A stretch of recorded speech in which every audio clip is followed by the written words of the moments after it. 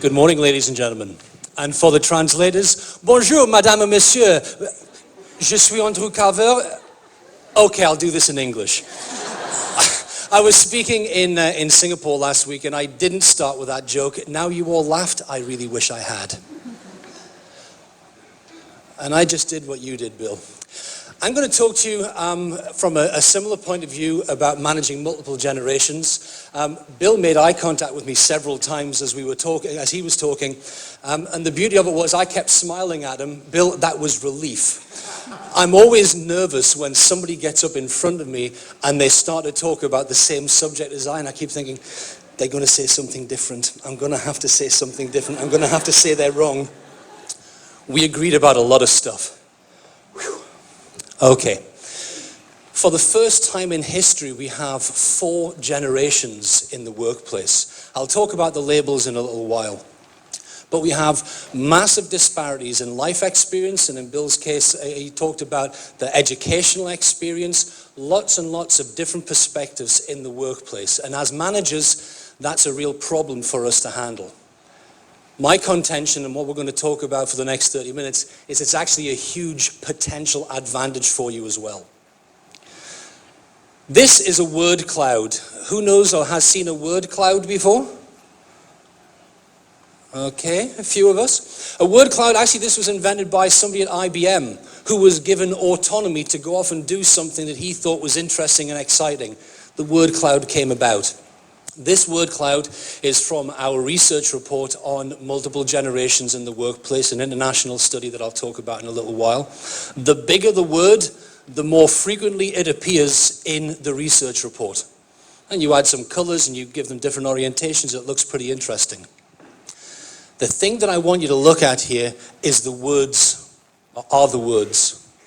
The words are very familiar, very common. Stereotypes, differences, generational, people, values, killer, others, generations, collaboration. Those are very familiar, common, everyday words. And actually, the challenges and the solutions to managing multiple generations are very common, familiar, everyday practices. What we've done is we've put them together into a different package, what we think will be surprising and we hope will be useful for you. I also have a very informal presentation style. When I tell jokes, I'd like to get a laugh. Good. Working in Singapore, as you know, Singapore, we don't do bribery. There's people all the way up here as well. Hello at the back. We also do incentives. So you saw me come up with a little bag. I have some incentives in there for anybody who wants to participate. Our agenda, we're going to go through some background, we'll talk about the research that we've done, we'll talk about the executive bias that we found, we'll talk about the impact of that bias on your organization, then we'll talk about how we are doing. That we is you. How are you doing in your organizations? What are some of the impacts that you're suffering from? And then finally, how are you going to address this? Fairly simple agenda, and I hope you're going to have fun. So are you familiar with these labels? I'm not going to read the slide to you, but you look at the traditionalists. Traditionalists are the oldest people in the workforce. In Singapore, I'm not sure if it's a joke or a social observation, but if you have a traditionalist in your organization, they're either the cleaner of the company or they own the company. They tend to be the oldest people in the world. I got a laugh from 1 or 2 people. Baby boomers. This in the US is the generation that gave us the counterculture. This is the generation that protested, that created a lot of social change in the United States. Gen X, and don't laugh because this is not a joke, I'm Gen X. Who laughed? Gen X, they're cynical, they're self-sufficient. In the US, they're known as the latchkey kids. They were the children that came home from work, the key was around a piece of string on their neck, they let themselves in, they're very independent. And then finally is Gen Y. Now, I was running through this presentation at home, and I have a 16-year-old son, and he says, what's with this Gen Y? I says, well, your generation, son, you always say, why do I have to do my homework? Why do I have to go to school? Why can't I get out of bed at 11 o'clock like I want to? I also read just recently that in Taiwan, these people are known as the strawberry generation because they look good, they bruise easily, and they have a low shelf life. Now, that's actually quite offensive to anybody who's from that generation. And that's one of the impacts, thank you, that's one of the impacts that we're going to talk about, is these stereotypes that we create actually damage relationships between employees, between different generations. And actually, you don't need the labels. You have to look at the person behind the label. So we did some research. We looked at a primary study collecting data from about 350 employees around the world. Those people came from China, from Taiwan, from Singapore, from Western Europe, from North America, variety of levels of the organization. And we asked them about 34 questions, had some fascinating responses. We also looked at popular literature that claimed there were differences between the generations. And the key word there is popular literature. It sounded good, it looks good, it makes people feel good about their generation and laughing at other generations, but not necessarily backed up by a lot of hard evidence or a lot of hard facts. We also looked at the science that supports there are some generational differences, but not perhaps as many as the popular literature would have us believe. And then finally, we looked at literature on age stereotyping and some of the bias in general, generational differences, and some of the impacts that can create. So we did quite a lot of research, and we found some fascinating facts. The first one, I'll just give you a moment to read that.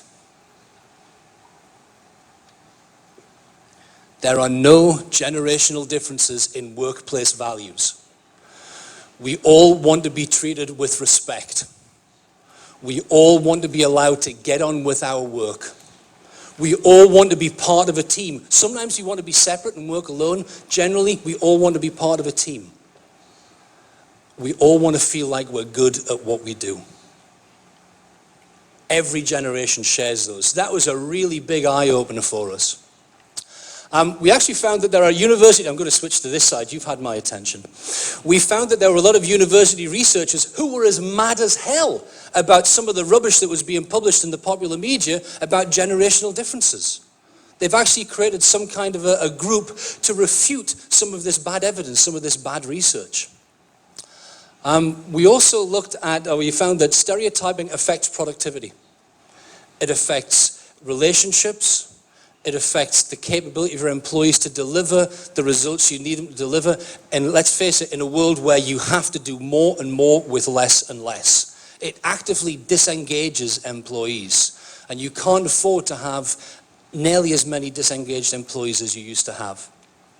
And then finally, the vast weight of genuine scientific evidence, it just looks at the similarities we share, not the differences between us. So when the research group first sat down and we started to look through the data and we looked through the secondary literature review, there were quite a lot of head scratching and laughter went on. And the more we got into it, the more we realized that there's a great point of view sitting inside this data. Is anybody surprised by what we found? Just put your hands up if you're surprised by what we found. Wow. Oh, one, two, three. Okay, I'll talk to you afterwards. Incentives, remember, incentives. Guess what this chart says? The most biased individuals in the organization are the most senior leadership. We asked a series of questions about different generations. So we asked, do younger employees show better capability with technology? Do older employees need to rest more frequently? Yes, no, 1, 2, 3, 4, 5, 6 scale answers. The total answers you could give for any given question were between 7 and 49. Now what this chart shows is that individual contributors, they have some age-related stereotyping. They believe certain things about a person just because how old they are. But when you get across to the vice presidents and the C-level, chief executive, chief operating, chief marketing, chief human resource officer, you find that those people hold more age-related biases than everybody else. And that's a really big problem. A, because as any good consultant, I have to go in and tell the people who are going to buy from me that they're the problem, not an easy sell. But also, These people in the organization are responsible for defining and managing the culture of the organization. So if they are actively stereotyping every day, they are modeling the behaviors they want everybody else to model.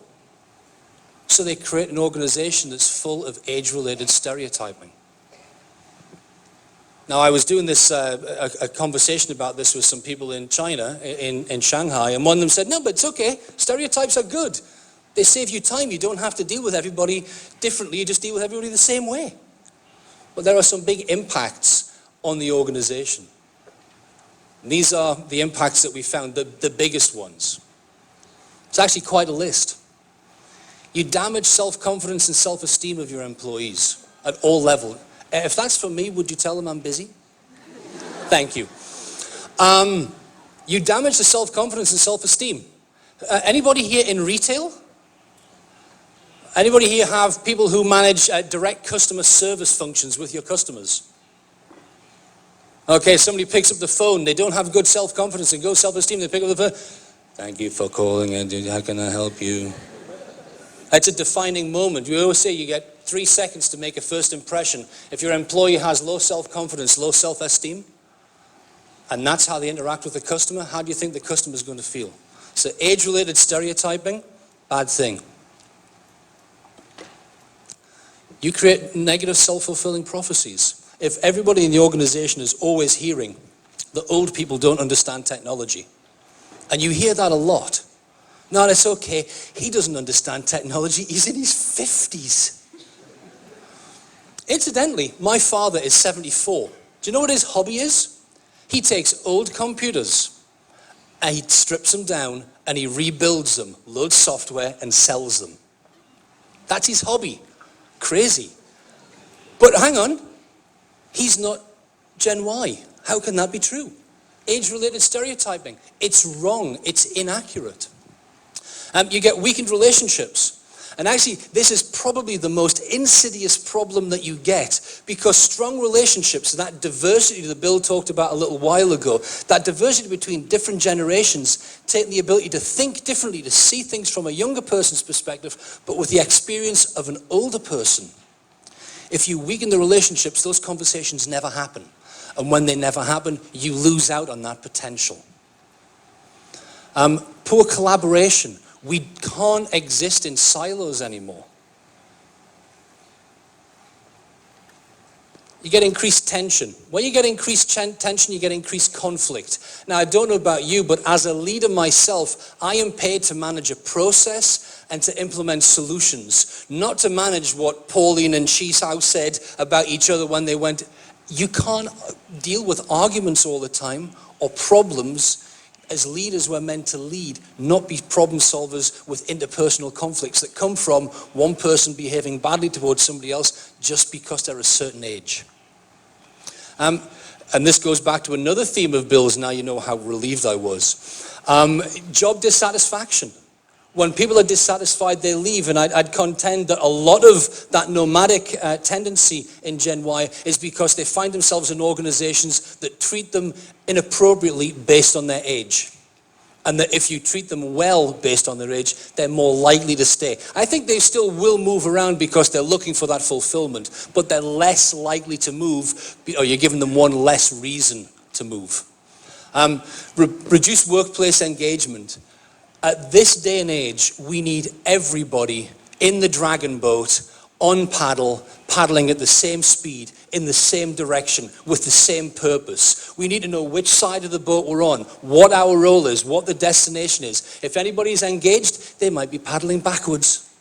They might have thrown their paddle away and just wait for somebody to fire them. We can't afford to have disengaged employees, because what you get is a loss of productivity. Is anybody prepared to accept lower levels of productivity this year? Just put your hands up. Anybody? What a surprise. We all have to have higher levels of productivity. Usually at this point I say, any questions about this? But you're smart people, you get it, so no questions. But this is my favorite bit of the presentation. We have 15 minutes and 42 seconds left. I've done a lot of talking. It's now your turn. So, I have in my bag Somebody has to collect that one. Now you see, these are very soft. I can't throw them very